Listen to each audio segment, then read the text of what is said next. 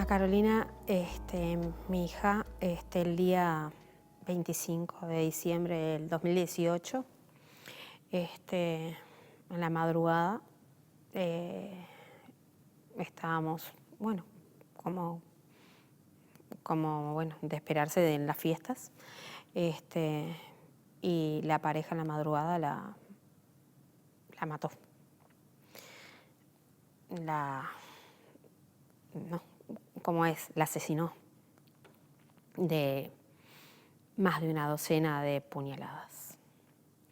Y bueno, ese día, no sé, hubieron peleas todo el día. Yo salgo a trabajar, voy a ayudar temprano.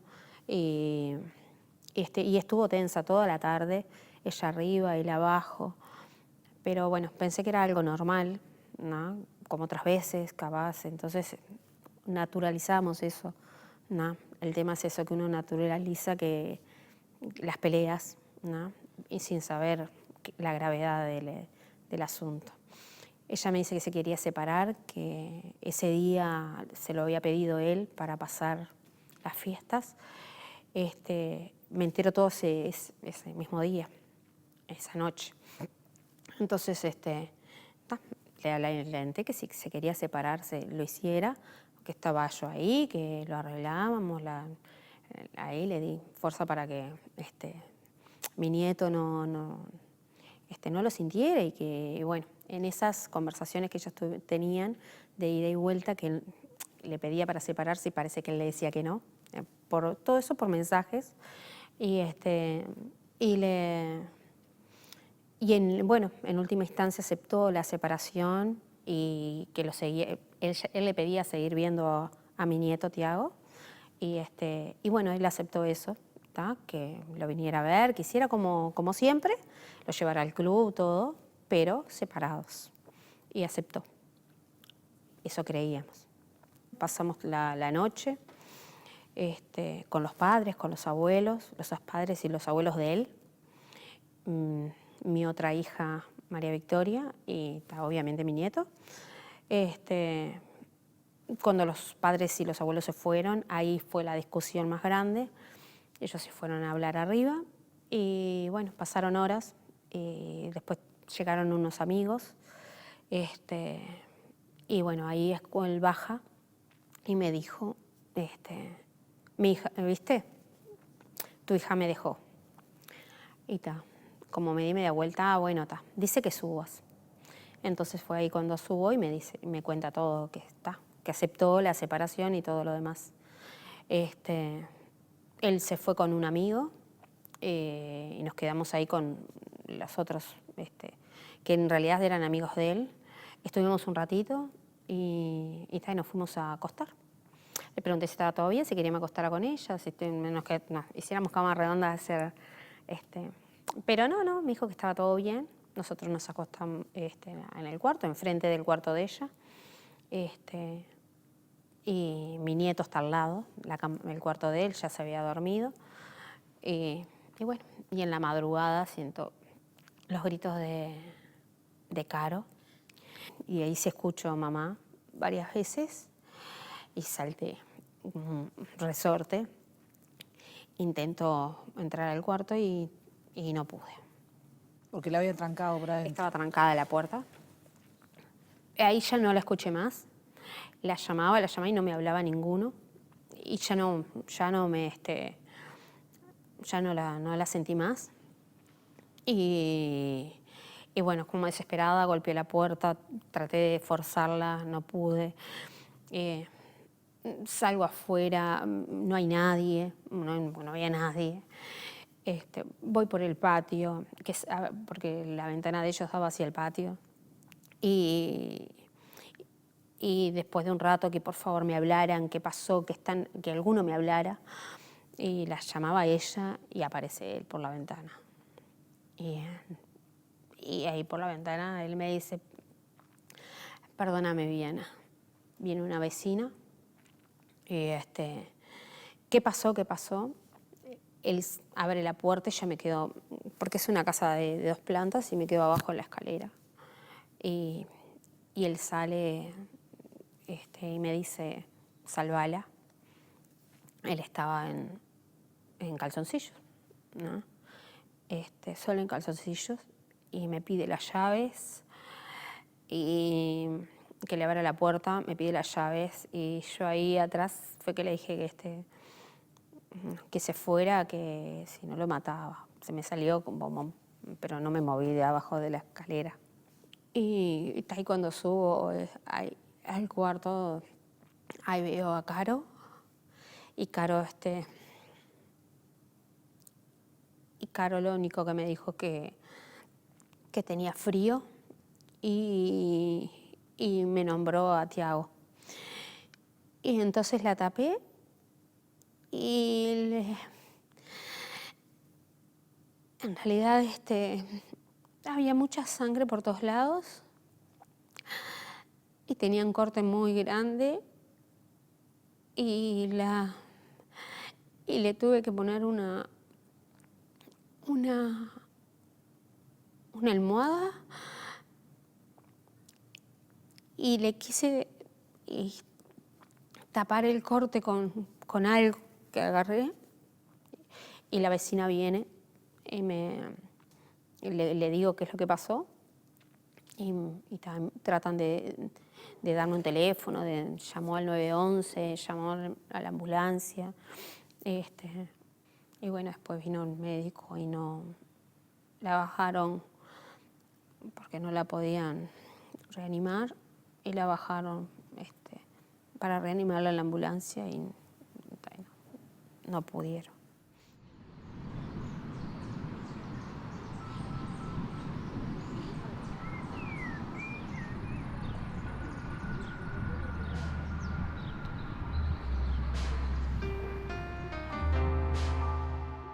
¿Y cómo es usar una tobillera 900 días? Tener tantos días tobillera significa que tenés un agresor que está al acecho, que está incumpliendo, que sigue demostrando que es un peligro, y por ende se extiende. Se supone que no se debería extender tanto, se supone que después de las transgresiones yo estimaría que uno dice, bueno, 3, 10, ¿cuánto es el máximo de transgresiones que podemos soportar hasta que la justicia haga algo y que no se siga extendiendo? Bueno, en algunos casos eso se siguió extendiendo un poco por la sobrepoblación del sistema. Y bueno, lo que generó fue un montón de estrés y un montón de angustia y un montón de impotencia. Y bueno, se ha ido laburando. Hoy justo, yo ya no tengo la tobillera desde enero, y hoy sentí un pitido en algún lado en la casa, y fue como... Y le contaba a una de las chicas que estaba acá conmigo que todavía me sigue pasando. O sea, quedás como condicionado con lo que vivís. ¿Te pasó alguna vez que sonara en la mitad de la noche? Muchas veces. O sea, a él lo imputaron, además de por el delito de violencia, por 45 desacatos. Cada desacato tiene un acercamiento, el aparato suena, te ponen alarma. Si no suena porque él se está acercando, suena porque te están llamando de DIMOE para avisarte o que te pongas a resguardo, que te mandan a custodia, o cuál es la situación, que te quedes tranquila en los casos donde ya está controlado. Pero es un aparato que suena igual siempre. Cuando hay algún problema con la tobillera, se la saca, deja el aparato, se desconectó, se quedó sin batería, y tienen que mandarte una custodia, lo mismo, tenés que reducir los movimientos lo más posible. Y sí, obviamente cuando la tenés 5, media hora o 1 hora no pasa nada, pero cuando son días de custodia policial o todo el día de custodia policial, estás trabajando, tenés que ir a buscar a los niños, o sea, si tenés hijos, es todo un tema muy grande. No es lo mismo además andar por la vida con un aparato que andar por la vida con 2 policías. Entonces, el aparato dentro de todo es como lo más light que tenés en la situación, y además te da una seguridad grande, porque sabés que tenés personas que están controlando que el agresor no se acerque. Bien o mal, si tú tenés una custodia policial, no te vas a enterar que él está ahí hasta que llegó. Entonces, la tobillera te da como otra tranquilidad y otra tranquilidad de movimiento. Lo que sí pasa es con la tobillera, cuando vos salís y te encontrás con el agresor, nunca te llegás, en teoría no deberías nunca llegar a encontrarte porque tenés quien monitorea esa distancia. Lo que sí pasa es que, por ejemplo, Cuando no es uno de los puntos fijados al que él no se puede acercar, porque por ejemplo es tu casa o tu trabajo, tengo un cumpleaños y Vas al voy a un shopping, bar, sí. claro. Ahí se tiene que retirar el que llega segundo. Entonces, si él está en el shopping y a vos se te ocurrió ir a ese mismo shopping y él está ahí, te van a pedir que te vayas, no podés ir. Y viceversa también. Que eso es algo que en todas las chicas que hemos acompañado, y a mí me pasaba un montón, te da una rabia porque tenías la entrada para ir al cine y te dicen no podés ir porque el loco está ahí. No, que se vaya él. Me tengo que ir yo. Sí. Yo no hice nada. Claro, el yo no hice nada te pasa un montón de veces. Es súper frustrante. Pero bueno, está en la generalidad del caso y en lo que pasa. Siempre terminas poniendo en la balanza y bueno, terminas cediendo porque no te queda otra, ¿no?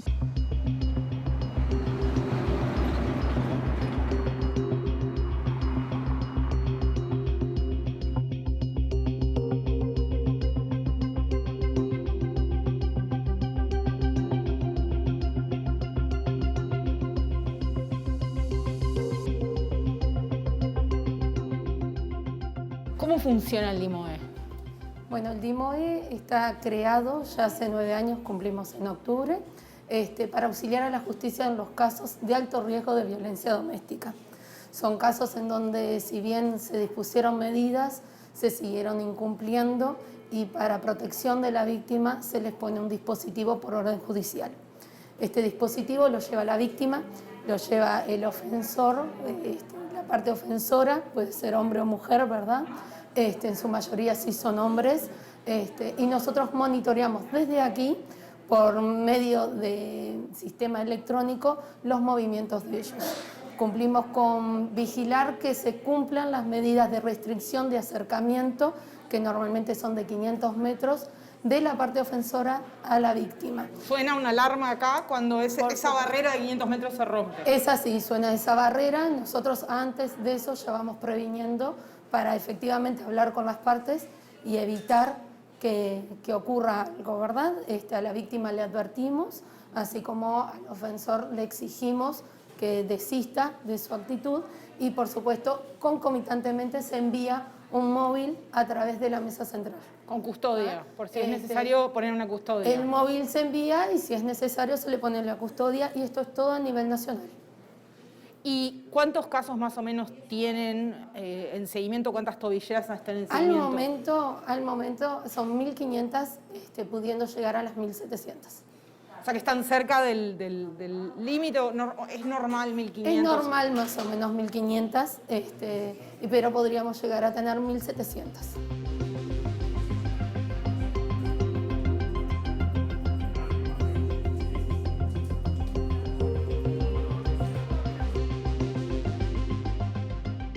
¿Ustedes relevan la cantidad de veces por persona que se dispara? Digamos, la cantidad de veces sí, que un por ofensor... supuesto. Nosotros llevamos un registro de cada incumplimiento, nosotros le llamamos incumplimiento de la persona, y eso se le informa a la justicia competente. Según la gravedad de este incumplimiento, se le informa de inmediato con la colaboración de las otras unidades especializadas y nosotros hacemos los informes correspondientes para que vaya a la carpeta del caso. ¿Y es común que se produzcan esos incumplimientos? En algunos casos sí, en otros no, obviamente. O sea, hay casos donde nunca. Transitan habitualmente y pueden cruzarse, pero en otros casos que sí, que efectivamente la parte ofensora ha querido ir hacia la víctima y nosotros lo hemos evitado desde antes. ¿Y en el interior es más complejo por las distancias, digo? Por las distancias en el interior es complejo, pero se habla con ambas partes y se le busca la solución para que puedan transitar por otros lugares y evitar el pasaje por donde está dispuesto por el juzgado.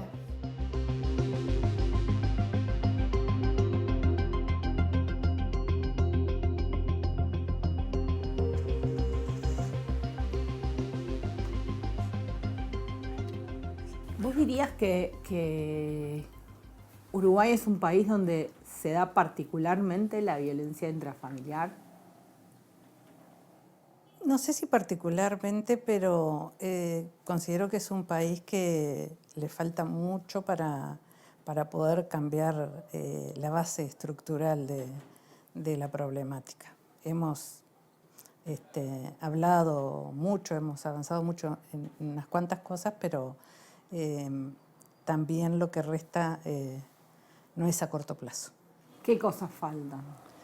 Primero que nada, pasar del discurso a la verdadera concientización por parte de todas las personas. No estoy hablando solamente ya en lo que refiere al funcionariado del Estado, sino que justamente a ir a cada rinconcito del país y trabajar, acercar la temática de la violencia basada en género, de la cual muchas personas opinan y se dicen en contra de trabajar esa temática, pero muchas veces tiene que ver con el desconocimiento de lo que realmente implica.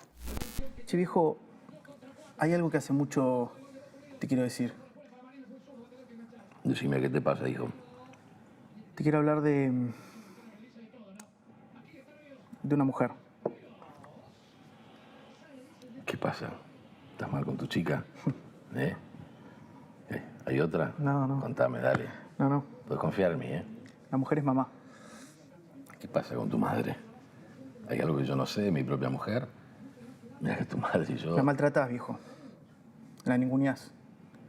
Le controlás todo, lo que dice, lo que hace, si llega tarde, lo que gasta, si se arregla. Le decís cosas horribles. La dejás en ridículo adelante de todos. La tratás de ignorante, vos no sabés. Vos de esto no opines. Adelante de sus propios hijos. Parece que estás exagerando. Es increíble también cuando analizamos los femicidios, ver el alto porcentaje de personas que estaban conviviendo o habían convivido. Se da ahí un porcentaje que es sumamente alto con respecto a otros femicidios donde no existió convivencia. Y no podemos pensar que vamos a resolver el tema solamente planteando que denuncien o solamente diciendo déjalo, ¿no? Necesitamos profundizar esto que decía desde el principio, conversar mucho de estos temas, que los varones pierdan la vergüenza de hablar de sus sentimientos, porque desde el momento que empezás a hablar con tus pares es que vas a tener la posibilidad de poder escuchar. Y entonces también tendríamos que pedirle a los varones que cuando ven que algo no está bien en la relación de nuestro hermano, amigo, compañero, podamos decirle vamos a charlar, aunque se enoje y al principio no lo entienda. Yo pensé que esto de ser un poco duros, indiferentes, era de los hombres, pero ¿sabes qué no? Es maltrato. Es violencia. Pero qué bárbaro. Me tienen harto con esta cuestión del feminismo, pero podrido me tienen ya. Ahora resulta que todo es violencia. ¿Qué pasa? Es esa chica con la que estás saliendo que te está llenando la cabeza, ¿no? No, viejo. Lo que me llena la cabeza es la tristeza de mamá. Y esto no es de ahora. Es de toda una vida así. Y vos estás seguro de que no te va a dejar porque te quiere. Y no se anima. ¿Y sabes qué? Ojalá se animara.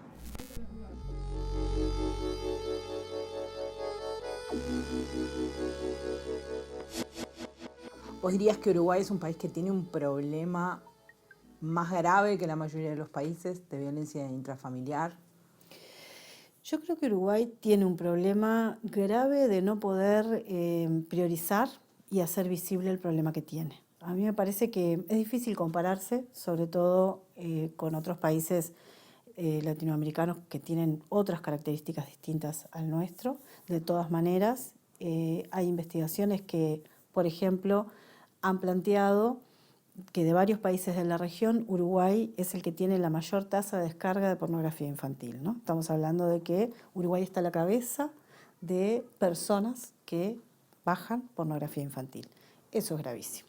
Y por otro lado, hay otra investigación de CEPAL que dice que Uruguay está también a la cabeza, junto con El Salvador y otro país de Latinoamérica, en el índice de femicidios. Entonces, yo creo que el mayor problema que nosotros tenemos es que no lo vemos, no lo priorizamos y no lo consideramos como un problema grave, que en otros países quizás está mucho más presente, que la violencia de género, las desapariciones, la violencia sexual, los femicidios íntimos son parte de una problemática que esa sociedad tiene. Uruguay no lo tiene, cuando puede lo invisibiliza, cuando puede dice, bueno, ya hemos hecho muchas cosas, estamos dando respuesta, y la realidad es que hay cientos y cientos de situaciones que no la estamos viendo. ¿En qué situación dirías que está el Uruguay en relación con la violencia intrafamiliar? ¿Estamos mejor que antes, pero todavía faltan cosas por hacer? ¿Cómo estamos? Bueno, que faltan cosas por hacer no hay ninguna duda. En estos temas hay siempre un aspecto a considerar, y es que la violencia intrafamiliar fue algo no dicho, no sabido, no puesto en palabras, ni mucho menos considerado desde el ámbito público.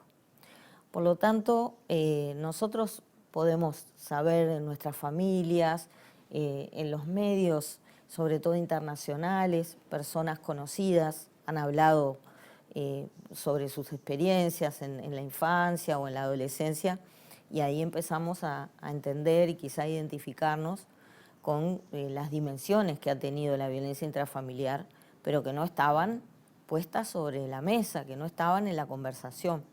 Creo que el gran avance que ha habido en los últimos años, que ha sido un proceso, es un proceso que ha hecho el mundo, o en todo caso los países democráticos o más avanzados socialmente, ha sido el de poner esto en palabras, y además el de darle el mensaje a los niños, a las niñas, contalo porque te vamos a creer. Eso me parece fundamental como proceso social. Entonces, es muy difícil, sin tener una línea de base, que era lo que pasaba antes, decir si estamos mejor o peor. Yo creo que hoy lo que estamos es pudiéndonos ocupar desde lo público.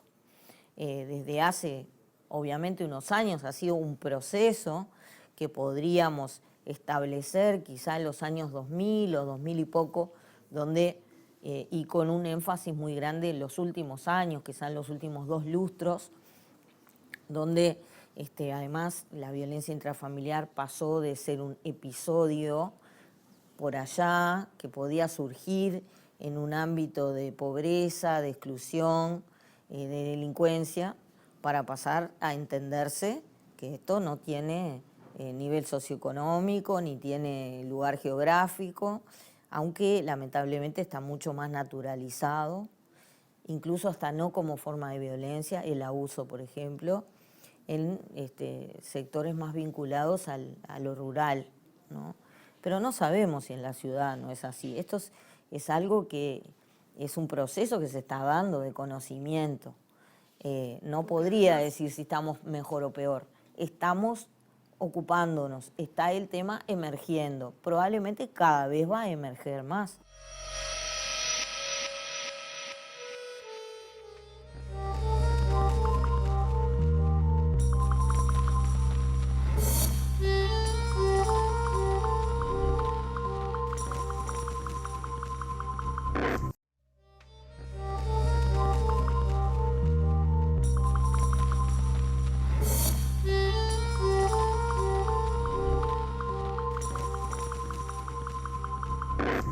Vanessa Pintos, de 29 años, la hallaron sin vida. El 4 de marzo fue hallado el cuerpo de Ariana Méndez, de 20 años. El 8 de marzo, Día Internacional de la Mujer, fue hallado el cuerpo sin vida de Gloria Castellanos. El 13 de marzo murió víctima de femicidio una mujer de 24 años. El 14 de marzo fue asesinada en Montevideo Zulema Silva, de 77 años. En la tarde de este lunes, una mujer cayó desde la ventana de un apartamento en una torre del complejo habitacional Euskal Herria, en Malvin Norte. Ella, de 56 años, vivía en el barrio Villa Sara, en las afueras de la ciudad de Rivera. Este martes le disparó y la mató. Y él fue condenado Pero por homicidio, no por femicidio. Exactamente, sí. La jueza interpretó de que era un homicidio y que 19 puñaladas no era odio hacia esa persona y que Porque uno de y los... no interpretó también que venía amenazada ya hace tiempo. Las amenazas, que en realidad es como hoy entiendo que es eso, silenciosas, porque ¿Vos sentís que ella se autopercibía como una víctima de violencia de género? ¿Que se daba cuenta de lo que pasaba? Yo creo que sí, porque ella tenía miedo de decir. Nosotros empezamos a atar cabos, después nos fuimos dando cuenta de determinados detalles, pero antes no, porque para afuera él era divino, pero él estuvo cenando en la noche anterior con un amigo, con la pareja, y ni siquiera estaba enterado de que tenían problemas. El mismo amigo, mucho menos que iba a pasar eso. Lo que sí sé, que él lo pensó, que fue premeditado, porque que eso es lo que no interpreta es que yo como testigo y como víctima que estaba ahí, no se me toma en cuenta, como víctima indirecta. No se me toma en cuenta por ser justamente la madre de la víctima. Nunca iba a poner a mi otra hija a declarar, pero no, es por eso, porque él utilizó el arma blanca que usó, es el arma que se usó en el asado. Y que era el que usaba él, ¿no? Y él lo lavó, después que se fueron los amigos, y que lo lavó, lo subió y trancó la puerta. Eso no lo vio la jueza. Nosotros decimos que es un femicidio porque fue por la pareja, fue de una manera brutal, varios, ¿no? Los que venimos viendo últimamente, pero la justicia no lo da como femicidio.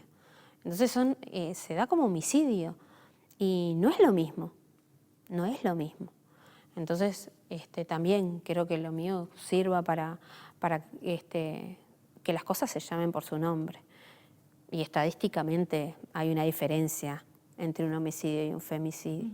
Entonces eso me gustaría, que quede bien marcado.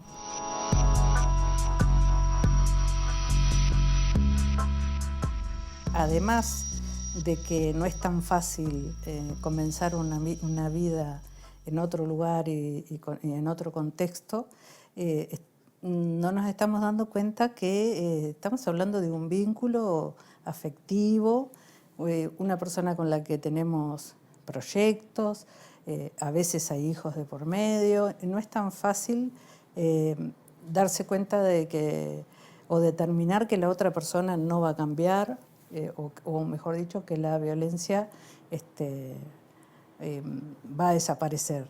Entonces, hablamos a veces desde afuera, ¿por qué no lo deja? ¿Por qué no se va?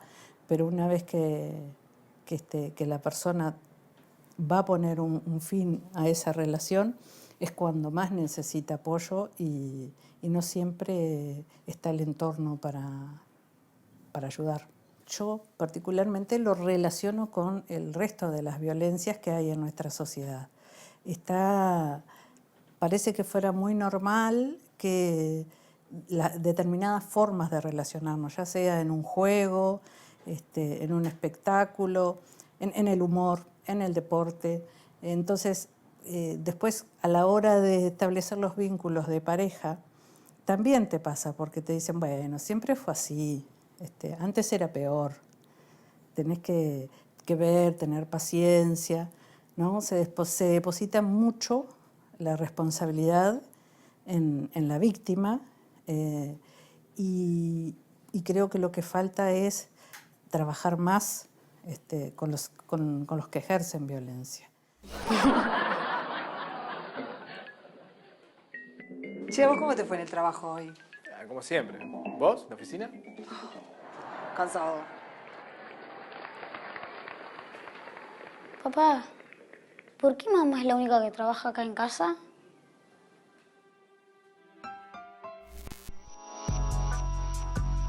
Tenés como esa concepción de que son cosas que le pasan a otra gente, a otro tipo de mujer, en otras circunstancias. Y no, nos pasa a todas. O capaz que no a todas, pero sí a muchas. No tenés manera de verla venir. O a veces sí, pero tenés que elaborar un montón de cosas que no sabías que estaban rotas hasta que te pasó una cosa así. Entonces... ¿Y vos sentís que hay empatía en el entorno cuando uno pasa, para una mujer pasa por una situación de ese tipo? Depende. Depende. Hay entornos en los que hay mucha empatía, hay entornos en los que no la hay y te encontrás con una lucecita en el camino. Hay entornos en donde no la hay directamente y no hay luces. Yo te puedo hablar de montones de momentos en los que no la encontré y de montones de momentos en los que la gente me rescató la cabeza. Y te puedo hablar de montones de momentos en donde vi a las gurisas que hoy en día asistimos y ayudamos en la misma situación. Y a veces en los lugares menos esperados, ¿no? Que me cuesta un montón, por ejemplo, hoy toda esta reacción ante la policía. Yo tuve policías de custodia que me rescataron la vida en momentos en que pensé que me iba a morir porque era tal la presión y la situación, por ejemplo, de estar en el juzgado y que todo el mundo me tratara como la bombada que llegó hasta ahí y que todo el mundo te mire mal y te tienen que hacer un perito y el perito te habla mal y te habla mal el actuario y te habla mal el de la puerta y te habla mal todo el mundo y de golpe llega el que tiene que conducir a tu agresor y dice, pero es bastante simpático. Y ahí se paró uno de mis custodias y dijo, cállate la boca y salí de acá. ¿Cómo vas a decir eso? Pedazo un bestia. Y la otra custodia, vos quédate tranquila que me rescataron la cabeza de ellos en ese momento, porque se me venía el mundo encima y hay cosas que no te las esperás y que de golpe encontrás la empatía en los lugares donde nunca te dicen que la vas a encontrar y nunca se te ocurre que la vas a encontrar. Mi trabajo ha sido maravilloso, pero también tengo chiquilinas con tobillera que por la tobillera acá no molestes y las terminan echando. Y a mí no me importa si tenés una audiencia o no tenés una audiencia, acá no puedes faltar. Mi familia es una familia contenedora, ahora no es la de todas. Mis amigos me entendieron, no es de todos. Si tenés amigos en común, si es tu pareja de hace 20 años, 30 años, 40 años, tenés hijos grandes con él. Y un día te das cuenta que no puedes vivir hace 40 años así. Y se dan cuenta que el tipo es un peligro y le ponen una tobillera. Todo ese entorno, todos esos amigos que tenías durante 40 años, esos hijos, justo ahora se te ocurrió abrir la boca, justo ahora se te ocurrió decir esto, se está muriendo, es viejo. Mientras él te dice que como se está muriendo y es viejo y no tiene más nada para vivir, entonces él te mata y no pasa nada. No, muchas veces vuelve como decimos, por los hijos. Por los hijos y porque ya no saben qué hacer ni cómo salir y porque no hay una posible salida. No la ven, porque es todo negro para adelante. Y van al juzgado y no le dan bola. Y si no van con un abogado no pueden decir nada, ni pío. Y con suerte si tienen una audiencia. Y capaz que tienen que pagarle a un abogado una y otra y otra y otra vez. Con suerte consiguen un abogado de cualquiera de las ONG o la comuna o algo que les acompaña y tienen un abogado un poquito más activo. Hay situaciones en que es imposible. Y la liviandad de espíritu con que se juzga a esas mujeres es salada. Y a esa mujer que tuvo que volver porque no sabía ya qué hacer y la señalaron y la trataron de boluda porque volvió con el agresor, ¿cómo haces para sacarla de vuelta? Ya desconfiada del sistema, ya desconfiada de la gente de su entorno, que se quedó sin laburo porque denunció a su pareja y como tenía que tener custodia no lo quisieron sostener, porque era un inconveniente. O sea, cosas que puede hacer el sistema y el Estado, miles. No hay... Yo no veo una voluntad real de hacer esos cambios. Y si la violencia o el agresor no es notoriamente un violento y un agresor, anda a probarlo. Y si tiene poder... Sí, por eso deja fuera todo lo que es violencia psicológica, es incluso un tránsito 10 veces más difícil. Violencia psicológica tenés todo. O sea, si no tenés otro moretones, es mucho más difícil. Hay violencias psicológicas que son probables, porque hay algunas que están saladas, son innegables y no hay manera de que no salten a la vista, pero las sutiles y las de un agresor por ahí que tiene algún tipo de poder o es querido por un entorno o avalado por un entorno o protegido por un entorno, olvídate. Pero ninguno, ni el más macho de los supermachos tiene la valentía de confesar: la maté por miedo. Porque, al fin y al cabo, el miedo de la mujer a la violencia del hombre es el espejo del miedo del hombre a la mujer sin miedo. Y hay porcentajes altos de no percibirse como víctima de ese abuso, ¿no? No entender que lo que está ocurriendo es un abuso. Lo mismo nos pasó a nosotros en la segunda encuesta de prevalencia en violencia. A mí me llamó mucho la atención que, por un lado, esto coincidió, el análisis más en profundidad de la encuesta coincidió con la pandemia, y durante la pandemia a nosotros, hay mujeres, nos llegaban casos de personas, mujeres mayores, víctimas de violencia, por ejemplo, por sus hijos, mayores de edad, adultos, o en otros ámbitos, pero básicamente en unos niveles importantes, del esposo, de menores, pero de hijos adultos, y violencia de todo tipo, ¿no? No solamente física, psicológica también, pero también la patrimonial, que es la que más se da hacia personas mayores. Y por un lado nos sucedió eso, y por otro lado, la segunda encuesta de prevalencia en violencia nos dice que las mujeres mayores de 60 años son las que menos se autoperciben como haber estado en situaciones de violencia de género a lo largo de su vida. Esto creo que lo explica el hecho de tener naturalizada esa violencia. No creo que no haya existido y que hoy exista más. Quizá hoy es más explícita, puede ser más a nivel físico, puede tener otras expresiones, como por ejemplo en las redes sociales, quizá no a nivel familiar, pero creo que el hecho de la no presencialidad también debe afectar a la violencia dentro de las familias, entre madres, hijos, hermanos, parientes, no quizá vinculado al abuso físico, pero sí a otras formas de violencia. Sí.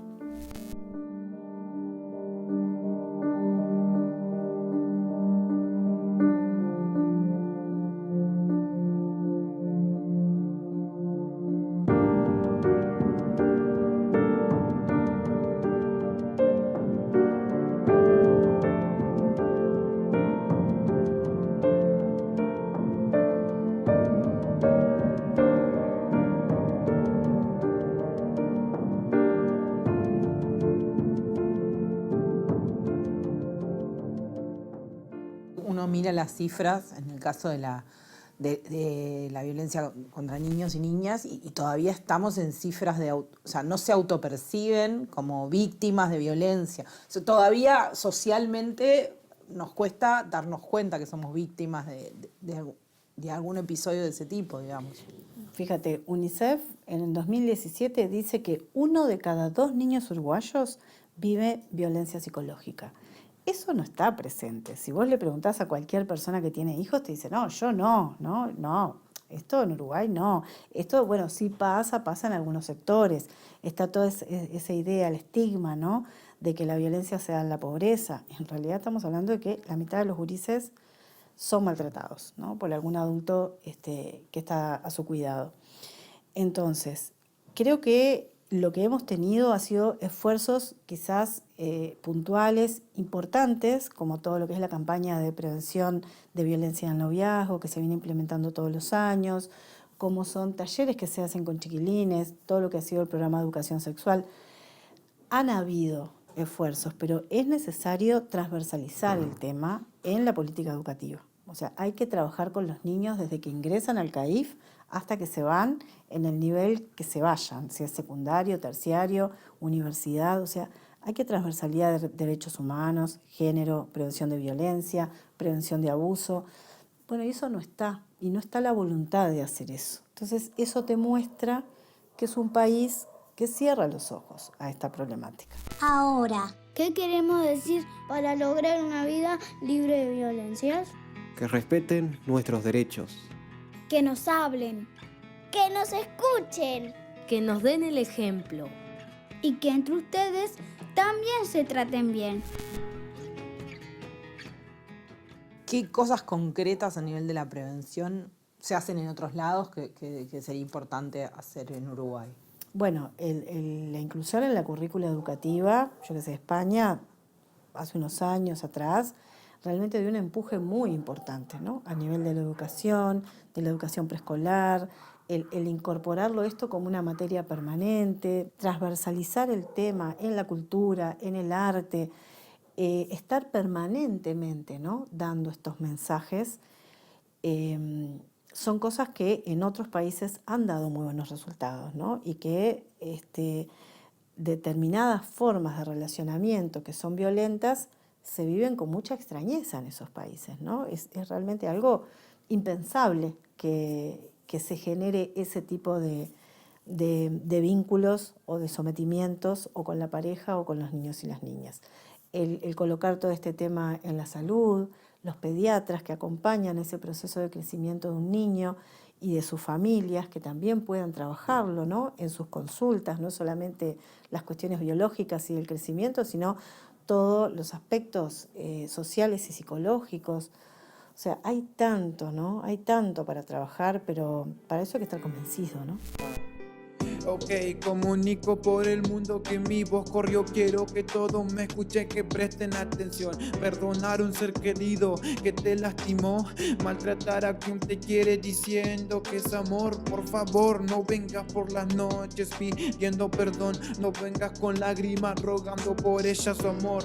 Ahora no pretendas jurar protección cuando fuiste dañino por tus celos y descontrol. Que celar por una foto no incomodó. Que elegirle la ropa diciendo que es amor, decirle al oído eres mía, la terminó enojando con palabras que nacieron del corazón. Que el maltrato en el noviazgo no es del corazón, ni mucho menos energía de tu rabia, no. Que jurar una promesa que jamás se cumplió, jamás en mi vida te romperé el corazón.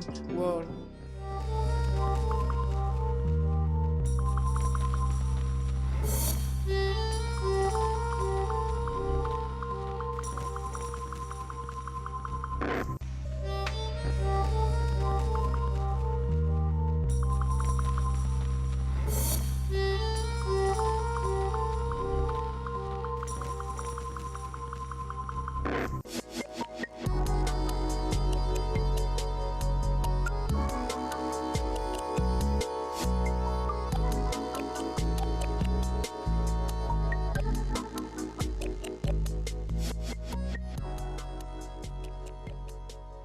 Empecé como a hacer pública la situación en mi cuenta de Twitter. Se empezó a generar una movida bastante intensa y grande con personas, por un lado, que me ofrecían ayuda y por otro lado, mujeres que estaban viviendo situaciones similares, que se empezaron a acercar. Un poco en busca de empatía, de alguien que entendía lo que les estaba pasando y bueno, se empezó a dar que había como mujeres que realmente precisaban ayuda y empecé como a anexear los que me ofrecían ayuda que por ahí yo no precisaba con las mujeres que iban llegando. Después de ahí me junté con Noelia Rodríguez, que es una psicóloga que tiene perspectiva de género y que ha trabajado un montón con mujeres víctimas, sobre todo de abuso, no tanto de violencia de género. Y bueno, empezamos a a tratar estos casos como un poco más profundos. Después se sumaron abogados, asistentes sociales, personas que quisieron dar una mano desde lados un poco más prácticos a veces, de donaciones, movimientos. A veces hace falta cubrir todas esas básicas que por ahí el sistema y el Estado no cubre, alimento, comida, a veces te vas sin nada y no tenés ni ropa. Exacto, no tenés ropa para vos, no tenés ropa para los niños. O por ahí no es que te vas sin nada, bueno, ni que hablar electrodomésticos, muebles. Hemos juntado, dependiendo de la situación, lo que se precisara. Ropa también. A veces cuando ya están establecidas tampoco hay un extra para vestirse, para vestir a los niños, bueno, un poco tratamos de gestionar entre todos lo que puede ir faltando. Y bueno, así surge Mujeres con Alas en ese movimiento. Vos decís, bueno, esto tendría que estar resuelto desde lo institucional, por ejemplo, ¿no? A mí me encanta hacer esto, pero debería estar resuelto, ¿no? Sí, es que a mí no me encanta hacer esto. No solo no me encanta, sino que además me genera un trabajo emocional tremendo, porque no... Hay casos que los puedo llevar bien y hay otros que no.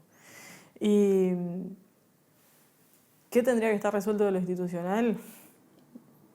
La mayoría.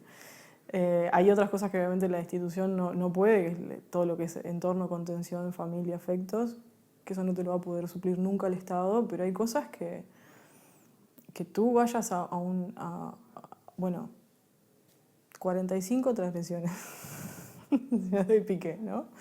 45 transgresiones. ¿Cómo llegamos a eso? ¿Cómo llegamos a mujeres que tienen transgresiones sobre transgresiones sobre transgresiones?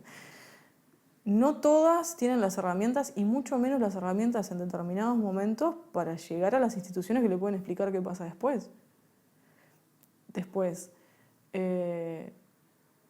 ¿dónde está, por ejemplo, en mujeres está saturado, ¿no? Y no está funcionando bien? No está funcionando bien en el sentido en el que si tenés mujeres que se supone que sos la institución puente y tienen que recurrir a la institución puente para que hagan el puente con otras cosas y te expliquen y te ayuden a moverte y a salir de la situación de violencia, y no entendiste un soto lo que te dijo el de mujeres, o no te puedes comunicar cuando tenés un problema porque están saturados y porque tienen más de 30 casos por equipo o porque lo que sea, la institución que se supone que tiene que ser puente no es puente. Juzgado. Tenés juzgado de familia especializado, juzgado penal, tenés fiscalía. Tenés 4 entes. Y si no tenés recursos, si no podés pagarte un abogado, si no podés pagarte, o sea, no podés pagarte un abogado y el abogado de oficio si no te dio el teléfono, ¿cómo te comunicas? Y hay un movimiento en el expediente, ¿qué haces? ¿Y vos dirías que hay diferencias entre Montevideo y el interior? En cómo la sociedad entiende ese tema, en cómo lo visualiza. Sí. Pregunto porque de un tiempo a esta parte muchos de los casos de femicidios, por ejemplo, se han dado más en el interior que en Montevideo. Sí, pienso que hay una diferencia importante y justamente la centro en estas cosas, que hay menos posibilidades de debatir, de convocar a conversar sobre estos temas, y sobre todo porque estamos en una época todavía de la historia donde quienes van a las charlas y a las discusiones sobre estos temas son siempre las mismas personas quienes tienen un interés particular en ya saben eso. Del tema. Exacto. El atacante de 33 años apuñaló y mató a un adolescente de 14 años. Nuevo femicidio registrado en Pueblo 25 de Agosto, departamento de Florida. Ocurrió un femicidio al mediodía en San José de Carrasco. Allí una mujer de 54 años fue asesinada por su expareja. Recordemos que en Uruguay la mayor prevalencia de violencia es la que ocurre dentro de los hogares, ¿no? Sobre todo con parejas y exparejas. Otro aspecto específico de repente de la violencia de género es que los últimos casos, gran parte de los últimos casos se han dado en el interior, ¿no? Hay un fenómeno ahí como de femicidios que se producen mucho más en el interior que en Montevideo. Y sin embargo, por ejemplo, en el interior hay muy pocos refugios. A veces hay como dificultades para salir de esa situación porque no hay cómo, ¿no? Nosotros, el Instituto de las Mujeres tiene 33 servicios en todo el país, que son dispositivos, que es un equipo de un abogado, un asistente social y una psicóloga, y lo que se llama los equipos de atención territorial, que están por el interior del departamento. En realidad no tenemos capacidad para atender en los pueblos como más pequeños. Tampoco sería muy adecuado, porque que llegue el equipo de violencia, que todo el pueblo lo sabe, una mujer no puede ir a atenderse ahí. Entonces tenemos estos equipos que lo que hacen es formar a la policía, a las escuelas rurales, a la policlínica en detección, y una vez que eso sucede se los convoca. Y después tenemos los 33 equipos que están en las oficinas MIDES para las mujeres que llaman al 0800-4141 a pedir orientación, y se da respuesta. Y Mujeres atiende 3.800 mujeres, la mitad de ellas en el interior del país, por año. Ninguna hasta ahora ha sido víctima de femicidio. No quiere decir que no vaya a suceder en algún momento, pero no lo digo para jactarme, sino para transmitir el mensaje de que si uno pide ayuda a tiempo, está salvando su vida seguramente. Entonces, ¿qué quiere decir esto? Que ante la menor incomodidad, la duda, porque muchas veces hay mujeres que no se dan cuenta de que están sufriendo violencia, ante la duda, ante querer saber qué puede hacer con su vida una vez que decida cortar con ese vínculo, bueno, los servicios nuestros están para dar esa respuesta y ayudar a pensar en redes familiares, en redes. Y bueno, tenemos una casa, un centro 24 horas en Tacuarembó, y ahora en noviembre inauguramos otro en la ciudad de San Carlos, en un departamento problemático que va a dar respuesta también a Rocha y a algunas zonas del departamento de La Valleja.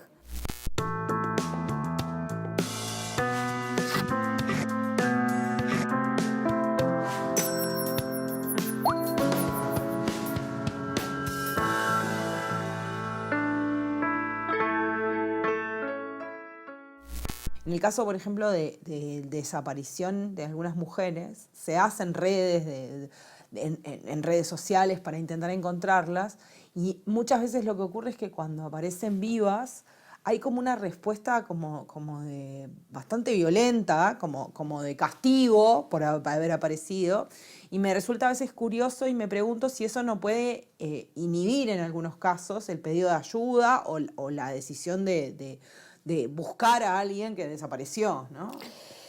Mira, en ese tema hay como dos cosas a tener en cuenta. La primera es que sí, la reacción social es de la condena, porque en realidad te fuiste por tu propia voluntad, ¿no?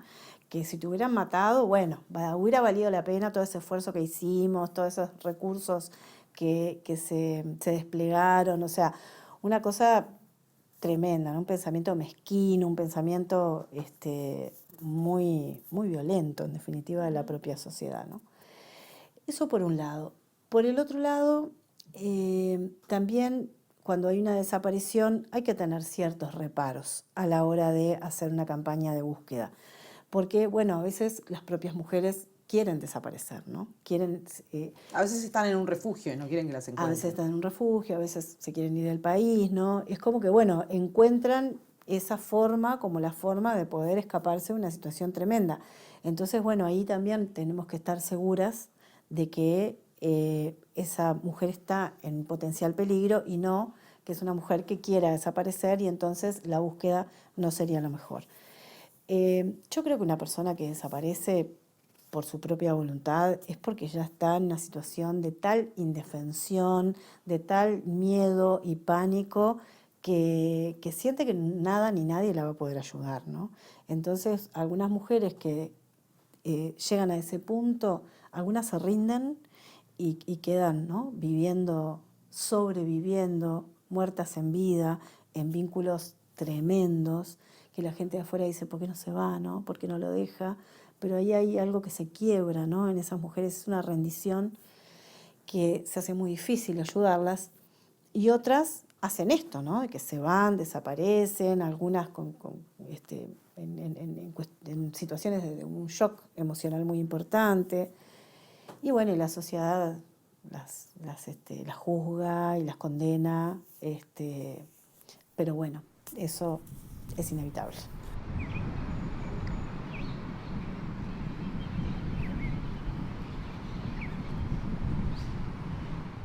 Y todo este episodio, además del